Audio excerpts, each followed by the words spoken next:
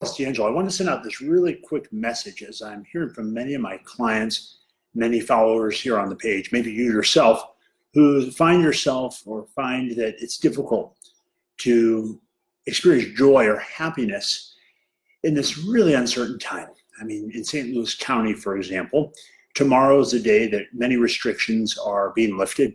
And because of that, people are hoping to find a sense of joy, happiness in their old routine. I've been reflecting much on this subject, particularly this weekend, in the anticipation of things going back to what many people think of as normal. Many people have wrote asking what my opinion is in terms of what's God's intention of this period. Why is it that so much has been allowed to happen that has set everyone back on their heels? And I'll never be so arrogant to assume that I can discern for each of us what God's will is. I think part of the responsibility of being an adult is being able to find meaning in everything we come up against. In fact, I think that's far more important than finding happiness in what's happening. That said, I believe that this period of retreat from something bigger than any of us have ever imagined our country facing is just that. If you look at the word retreat, that word stuck out to me this afternoon as I was having lunch with my wife. The meaning of retreat means to withdraw or pull back from opposing or enemy forces, right? So if right now we're all under some sort of attack, you can think about that in any which way you'd like. And regardless of whether or not you're religious, many faiths teach about retreats as a period of time of reflection, of contemplation, of withdrawing into some place of solitude, perhaps somewhere isolated, where you can kind of think about where you are and who you are, what you're mixed up in, and whether or not all that really is bringing more fulfillment, more meaning into your life and into the lives of the people that are part of your process and part of your journey. So you have to ask yourself during all of this, before things go back to the frenetic pace that we all have been accustomed to, is that pace even really healthy for any of us? I have client after client who come in my office and they believe their source of sadness, their source of frustration is their weight. And I teach that weight isn't the problem, it's a symptom. This period of being unemployed for many, feeling totally uncertain, if we look at that as more of a symptom rather than the problem, what opportunity could you find from that perspective? If you're finding yourself clawing at the walls at home, what might you have been ignoring while caught up in the incredibly busy pace so many of us were caught up in before late February, March, when all this unfolded? I think that this period of retreat can offer you a chance to think about what can you let go of that perhaps you felt was necessary before, but experience now has taught isn't really necessary.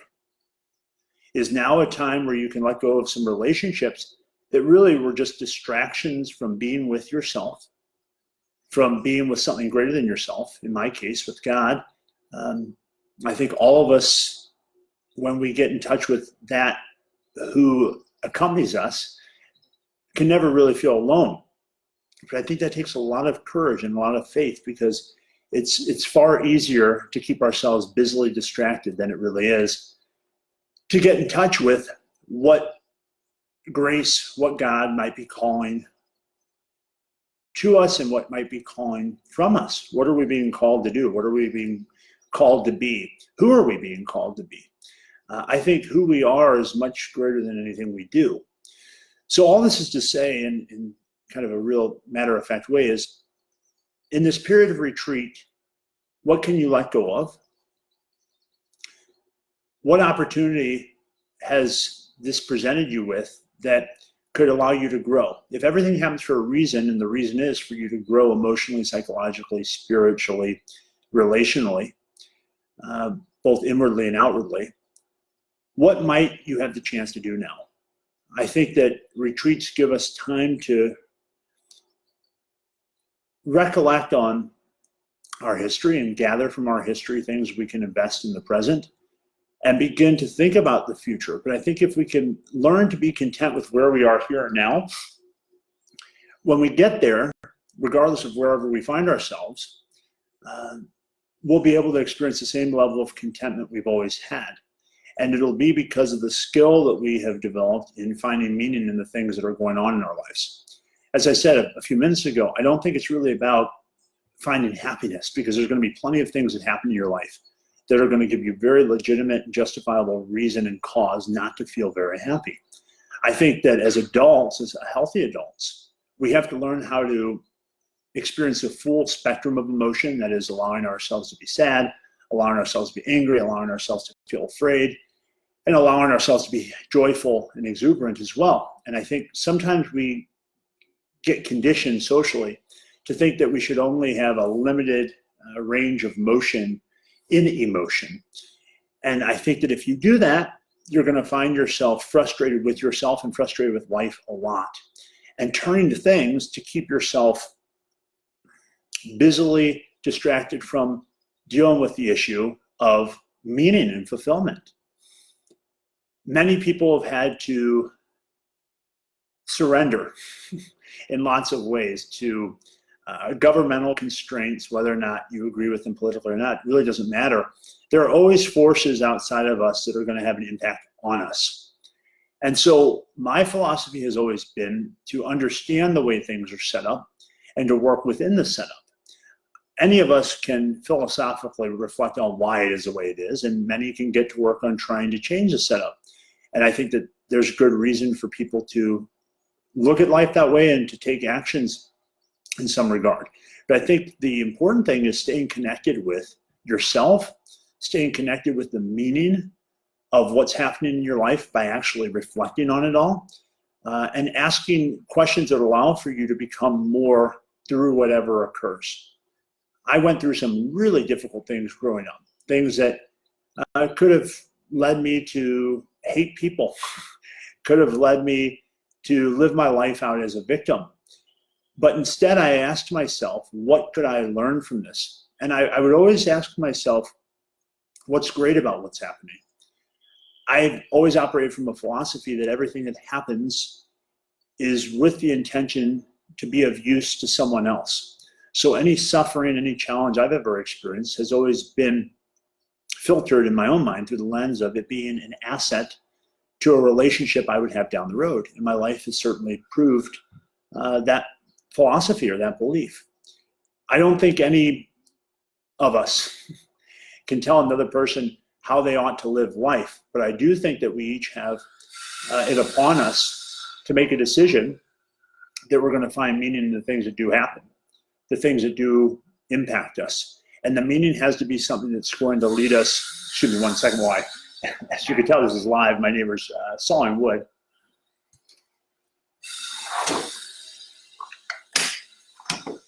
Hopefully that's a little better. But I think the task is trying to discover what's great about what's happening so you can invest that into your future as you move along on your journey. Periods of solitude, periods of isolation can be great opportunities, but you have to stop and ask yourself what's great about it rather than resist it. So accepting the way life is going and being with yourself and being in the present, I think, is the ultimate key. Because no matter where you end up, no matter if you're living in a mansion, driving a Porsche, with a bank account with more zeros than any other person in the world, if you don't learn how to find fulfillment and meaning in what you have now, when you get there, it's not going to be any more meaningful or fulfilling. So it's really important to cultivate that skill, cultivate that ability wherever you are right now. And right now is a time that's giving each of us an unbelievable gift to look at life and to ask ourselves, what really matters? If you're sitting at home and you can't wait to go back to work, that should be a big message. There's lots of work to do at home, particularly or perhaps on your marriage, perhaps with your children, perhaps on forming a relationship. If you're living a life of your own, but you've always wanted more. Perhaps if you don't have any desire for a relationship, maybe it's calling you to get closer with yourself, get closer with your creator, get closer with a mission or a cause bigger than you. I think that's what life's all about. And so rather than getting frustrated at the way things are, discovering a way to find meaning in those things by cutting away the things that are really erroneous and simple distractions. At the core of the work I do with people, that's what it's all about. I always tell people working with me isn't about the food. I'm not a dietitian or a nutritionist. It's about helping people find meaning in their lives again. So many people come to me and they're using food as a means of escape. Other people use work as a means of escape. I think if you continue to look to escape life, you're never going to find joy or fulfillment because you're never really there. The idea is learning how to be where you are, and that might mean admitting to yourself that you're in a particularly painful situation. But in order for something to get better, it has to be exposed to the light, it has to be exposed to fresh air, and it has to be cleaned up. And that takes a certain degree of humility to admit that there's parts of your life that perhaps need some work. And none of us are any better than any other of us. I've had my share of challenges. I still have challenges all the time. I think true maturity is recognizing all of us have limitations. And the more we know about our own limitations, the more compassion we develop for ourselves, the more loving we can be toward other people, and the more present we can be for other people. I think real change starts in the final analysis with ourselves. I think if we work harder on ourselves than anything else, that will begin to impact the relationships that we have with those closest to us and work outward from there. And if every one of us embarks on that journey, just imagine how much better the world can be.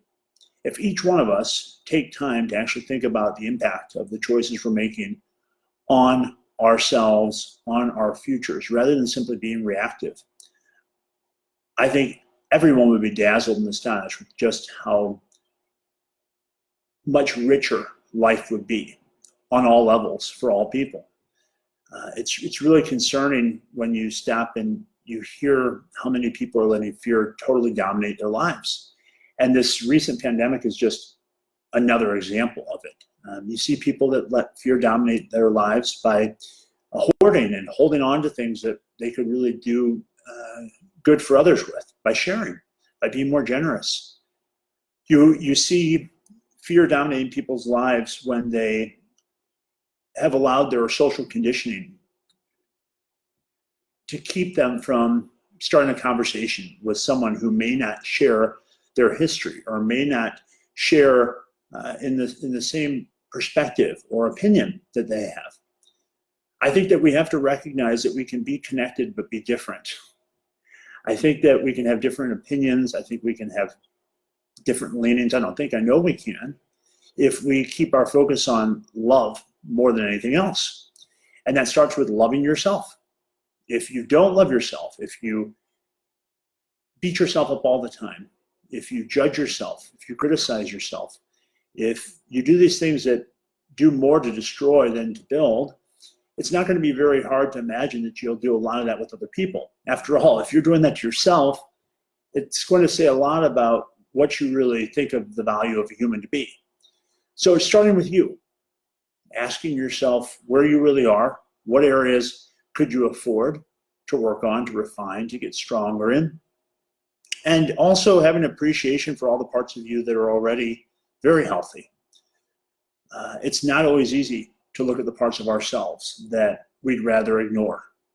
It's not always easy to admit to ourselves that despite our age, we might have a lot of growing up to do. But I think the only way that we can have a chance to really do that is seeing where we're starting and beginning the hard work of self-love by spending time in reflection and letting periods like that, which we are just going through, have space in our life. It would be nice if they didn't have to be forced on us by forces greater than ourselves. But if we took regular occasion to reflect on the state of affairs of our life. In coaching, that's what I do with people every single week. sometimes twice a week with some of them. We sit for an hour and we talk about where they are, how they're feeling with where they are, what the vision for their life looks like, what's in the way, what are the beliefs that are coming up that are keeping them from really acting on what they feel compelled to become. And all of us have parts of ourselves that we've limited for a variety of reasons. I think the more time we can give to allowing those parts to grow and to express themselves in healthy and loving ways, the better the world becomes. I think each of us has a spark of divinity. I think each of us has a certain innate potential and a destiny, a mission, if you will, that wasn't given to you by any other person. And it's your task to realize that only you can fulfill that mission if you choose to. No one can take that mission or that destiny away from you. It's not something that other people are in competition with you for. It's something that you ultimately have the responsibility to fulfill. But it's going to mean trading your fear for faith. And that also means getting comfortable with yourself, getting comfortable with being quiet, getting comfortable with connection, vulnerability, intimacy, the things that as men, many of us, were raised to think meant there's something wrong with us if we have a desire for something deeper than superficial relationship. The relationship with my wife has been probably the greatest gift to me in that regard. If you think about love, and I'm going to go off on kind of a spiritual tangent, I think those who love the best are those that recognize that it's God doing the loving through them. And I think that if you look at it that way, if you look at yourself as an instrument to be used by God, whatever you choose to call higher power, as a means of loving others, I think that it really will change your whole perspective on what a day should look like for you. It's no longer about how much you can accumulate, how much you can achieve, what adulation you can stack up alongside your name, or how many degrees you can earn, or how many titles, or how significant you can feel, but rather it's about the meaningful connections that you form with people that are around you all the time. How much or how many of us give more love, care, consideration, attention to people we don't even know when we have a family, a spouse, children around us, parents around us that we spend no time with, we don't give any consideration to? You really want to take stock of all that. And if you take stock of that, it can give you, again, an opportunity to grow. You don't want to beat yourself up about these things. That's the opposite of loving yourself. You want to be able to look at this reflective period as a chance to renew, to reinvigorate, to replenish assets. And those assets being relationship. I think they're the greatest resource we have. I think relationships are the greatest resources that we have, to find more fulfillment in your life. It's often been said, no matter how much you earn or how much you accumulate or acquire, none of that's going to make you happy. And it's really true. Until you find a meaningful relationship that calls you to become more than you are. And by relationship, I don't necessarily mean a romantic, sexual, intimate relationship with another. That can certainly be one of them, but it could be a relationship with a cause greater than yourself. It's something that you find yourself being more generous with your love than in anything else you've ever been in before. I certainly found that in the relationship I have with my wife. And the deep compassion, the sensitivity, the patience, the understanding, the selflessness that I've been gifted with this woman has only inspired me since the first day I met her to be that more of those things for the people that I have connection with outside of the relationship with her. And so I think that if you look at the relationships you're in and ask yourself if they're fostering your own growth. Are you spending time with people that inspire you to become more than you are? Are you spending time with people that are helping you enlarge your vision, seeing more than where you are and seeing more than who you see yourself to be right now? you, again, can kind of really revise and restructure the way your life looks. It means letting go of things, pruning things, in regard to the way I started this conversation as to a retreat. It means letting go of those things that no longer are serving you. And letting go is not necessarily easy. But if you hold on to things that are no longer a part of your mission, no longer something that is filling you up, those things are taking space that other things may be intended to fill. So you're kind of keeping something in the fertile soil that something healthier could grow in. But that means uprooting something that might have been there for a long time. And as humans, we become very, very attached. It's kind of our human nature to be that way. And so if we can learn to become detached from the things we're most afraid of losing, we give ourselves a chance to grow. And again, a lot of this stuff is more existential and a little deeper than, here's 5 things to change your life. But I think it should stimulate you to think about ways you can start to enrich yourself and enrich your life to come out of this season that we've been in this last month and a half, positioned to grow more than you ever have before. You may have begun to realize what really matters in your life.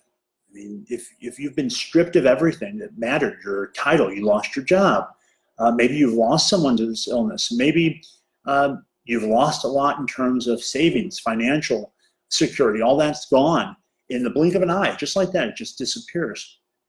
But here you are, and you're still accompanied by certain people. Maybe this has pointed out to you the things that matter most and the things you really want to start to invest more of yourself into. So I pray for you. I hope that as you come out of this season, you're positioned to become more of who you were born to be. I pray that much good comes your way, and it comes via your willingness to accept it from new things. And that's not always easy, because that requires trust.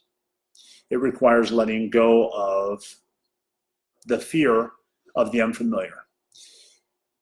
I, growing up, often felt more comfort in familiarity, even when familiarity was very unhealthy and very bad. So it's really, really important to trade familiarity for health. As you get a little older, you start to realize that adrenaline takes a toll on the body. And if you're invested in things that are keeping you up late at night, your heart's beating out of your chest, you're anxious all the time, it might be time to let go of those things and get comfortable with serenity, get comfortable with sanity, get comfortable with peace. But that comes at a price, and the price of those equities is maturity. Because if you're going to acquire those things into your life through a relationship or anything else, there are certain expectations that if it's a relationship, that other person deserves to have and should have met fairly reasonably, consistently, I should say. So you have to become the type of person who's going to be patient, who's going to be compassionate, who's going to be tolerant, who's going to be understanding, who's going to be responsive rather than reactive, who's going to think more about that which you and that person is creating than your own needs. And when you're healthy, you tend to choose a healthy partner. So investing in something that's bigger than you isn't going to be self-detrimental. In fact, it'll be something that will help you grow, because you're going to have to step into a place that perhaps, again, you've been unfamiliar with, and that is going to require you become more vulnerable. So I pray that all of this that I've said this last 20, 25 minutes has inspired you. I'm sure there's someone listening right now that needed this message. There's something coming for you if you've been struggling. Perhaps this is what has been coming your way, and it's resonated with you, and take action on it. Do something with what I've shared that's going to set your life ablaze in a new direction. It might be pruning your life a little bit, by lessening the energy you're giving to things that aren't so healthy and starting to reallocate that energy into the things that are going to help you grow. It might be sitting down and looking at where you really are, looking at the numbers of where you really are given the circumstances we're in, and saying, where do you want to be 6 months, 12 months, 2 years from now? And beginning to close the gap between where you are and where you want to be by coming up with strategies. And there's so much information out there. If you need one-on-one help, you're welcome to reach out to my office and set up a time. But there's so much out there that you can do on your own independently to begin to come up with a strategy to get more from what you already got. And I always tell people, when you want to grow, make sure you've already exhausted all the things you already have before you start to invest in something new. And so with that, I'm going to let you guys all go. I hope you have a wonderful Sunday and a great week back to work. Take care.